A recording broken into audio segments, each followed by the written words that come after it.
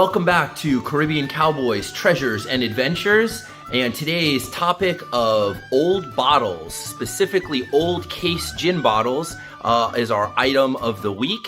And we are going to examine 3 bottles today. They are case gin, and we're going to go into some more details today. And I have 3 very interesting examples to discuss today, or to show you.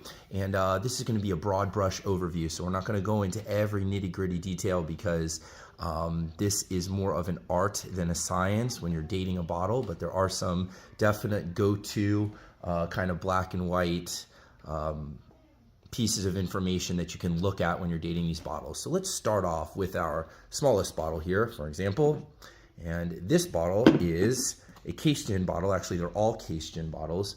This one is embossed V. Hoytema and Company on one side. It's the only embossing that we have on this bottle. It is, again, a case gin bottle. Now, I'm going to do a little bottle identification 101 for everybody. So first, let's start from the bottom up. Okay, so the very bottom is called the base. And the base will sometimes have a pontile mark or a pontile scar. Now this one, if you can see, has kind of almost like a cross on the bottom. Now the pontile mark is made by a putty rod, which was used to hold the glass in place when the glass blower was making the glass from the top. And when it was removed, it would sometimes leave a pontile mark or a pontile scar. And so let's kind of take a look at that again. All of these bottles are from the 1800s, probably roughly mid 1800s to late 1800s. And moving on up from the base, you have the heel or the in-sweep, which is the very bottom here, once the base starts to come up. Then you have the body of the bottle from here down to the heel. Then you have rounded shoulders, or the shoulder of a bottle. The neck, this is a very squat neck. And then at the very, very top of the bottle, we have the crown and we have the lip. And the very opening is called the bore of the bottle. So this is our V. Hoytema bottle from the 1800s, case gin. And you'll notice, if you hold it up to the light, I always love bottles, when you hold it up to the light, you can get a good look of the color. And here's kind of this amber greenish color, and there are a lot of bubbles in there, showing that this is older, even if we couldn't identify it just from the embossing alone. Back then, they weren't able to take all the air out of the glass when they were making it, so you get a lot of bubbles in the bottle and imperfections. The automatic bottling machine, which we've all come to know for mass-producing bottles, was created in 1903 when every bottle was identical. So these are kind of like hand-struck coins where every bottle is different. And the finish on this right here, the crown here, the finish, is called an oil finish. Moving on to our next bottle.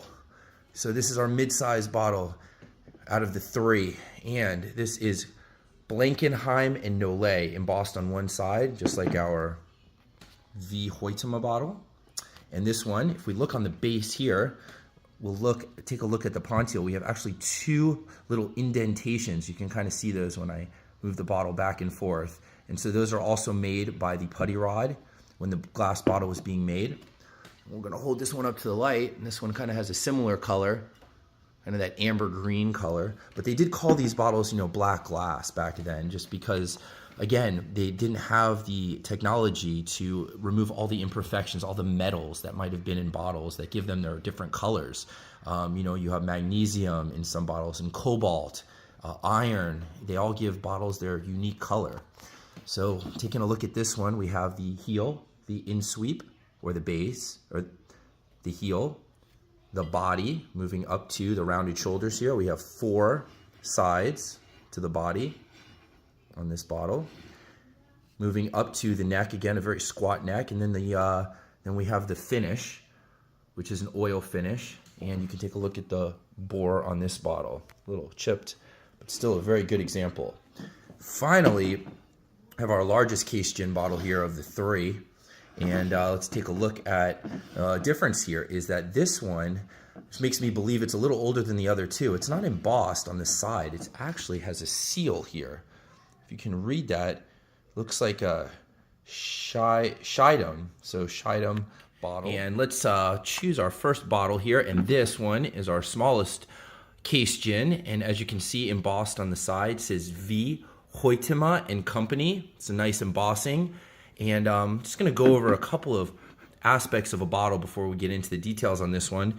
And first thing to know with bottles is you want to be able to identify the parts of a bottle. So just like anything else, you have different areas, and so they kind of mimic the parts of the body. So on the very bottom here, you're going to have what you can see here is a pontile or a pontile mark, and this one is in the shape kind of a cross. You can see it's square, so that's called the pontile mark. The entire area is the base. Then as you move up the bottle, you have your heel, the body of the bottle, again just like kind of the human body. You have your shoulders as they slope up, the neck right here, and then you have the crown and the lip. Now this bottle seems to be to have an applied top right here. From my research, what they call this is an oil finish. This crown right here is called an oil finish. And then something else that you want to take a look at when you're trying to date bottles. Now I know that these bottles are from the 1800s, most likely mid to late 1800s. You want to look for a seam. You want to see if you have a seam, and that's where the mold would have come together. And you also want to look to see how high that seam would have gone. So we're looking on this bottle here, trying to find the seam. It is has a lot of bubbles, as you can see. If you hold it up to the light, you can see that's one thing you want to look for when trying to get an average age for bottles. And again, this isn't art, it's not necessarily specific science. And you can see that there's bottles, which means that they weren't able to get all of the air out of the glass when they were making it. They weren't used with an automatic bottling machine, which came about in 1903. So all of these bottles were pre-automatic bottling machine. And so again, you have your oil finish top here, and there would have been a cork. One most likely would have held gin, and they're called case gin because they would be stacked in a case. Something else to notice here is you have the square sides that slope downward. They get narrower as you go down the bottle. Okay, so now we're going to look at our second bottle here. This is another case gin. This is the middle size of our 3 bottles. I'm going to turn it sideways so you can see the beautiful embossing here. Blankenheim and Nollet bottle. Very similar to our V. Hoytema Company bottle. The color is a little different, and again, you really want to hold these to the light to get a really good view of the color. You know, this is like a nice amber green here. They do call them dark glass or black glass though, because they had a lot of the impurities in the materials when they were making the glass. They couldn't finish them and they couldn't refine them enough back in the 1800s. So they call these black glass. You didn't really have a lot of clear glass back then. Now going back into this, we have again the same. We go up, you can take a look at the base here, and the base, the pontile on this one is definitely different than the pontile on our Hoytema bottle. As you can see, our Hoytema bottle has this kind of cross, and then our Blankenheim bottle has more of a square, and there's no design in the center, but you can see these 2 little dimple marks here. And that was from the pontile rod when they were finishing up the bottle. Taking a look from the base up, you can see sloping square sides as they get narrower as they go down. 4 square sides. You have your base, your body. This is the only embossing here on this bottle. Then you have, of course, your shoulders, the neck, and you can see on this bottle here, you can see some of these kind of marks right here as they go around. So this is what the person who was making the glass when they were applying the top here. So this is an applied finish. This was made the end of the bottle, and the finish is also an oil finish. And so this bottle actually has a seal on the shoulder, and it is Nollet Scheidum embossed, or with the seal on the top, as opposed to our other 2 bottles that have the embossing on the body. This one is on the seal, and it has a ring lip, and the top is a little bit narrower, you can see, than the other 2 bottles here. So from my research, I've seen that I guess this could be called an oil finish or a brandy finish, even though there was most likely gin in this bottle. Again, by the shape, showing that it's a case gin bottle. You can see when you hold it up to the light, this one's a little bit lighter in color than the other 2. It's kind of more of a yellowish, which I really like. It's real bright.